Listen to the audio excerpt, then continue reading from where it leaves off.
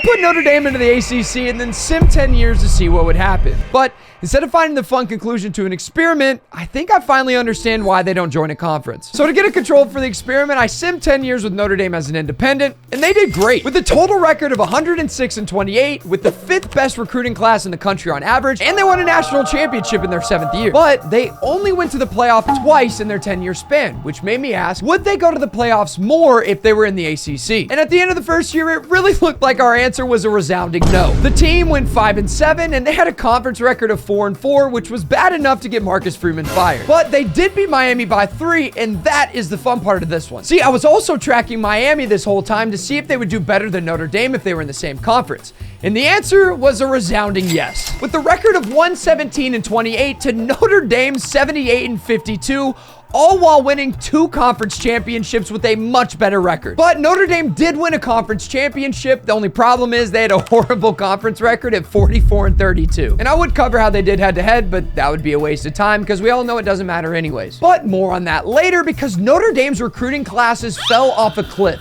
going down 9 spots, averaging the 14th best class in the country. All of these stats might seem like exactly why Notre Dame might not want to join a conference. But in fairness, they did go through 4 head coaches in a 10-year span. But the final coach they hired was Ryan Day, and he really turned the ship around. So I decided to give them one final year to see if Coach Day could bring home a national championship. But, and I'm not making this up, Miami won it instead, going 15-1 and winning the ACC championship, which is hilarious. But this final year is what really made me realize why Notre Dame is better off as an independent team. See, they have an insane amount of rivalries, like literally 10 of them. So if every year they're in a conference where they have to go against teams like Miami and Clemson, and then they also have to play USC every year, and then you sprinkle in a rivalry game against Michigan, and they're going through it. So did Miami make it to 3 national finals, winning 2 of them while they were in the same conference as Notre Dame? Yes. But do I also understand exactly why Notre Dame is staying as an independent? Hell no, you got soft hands, ball.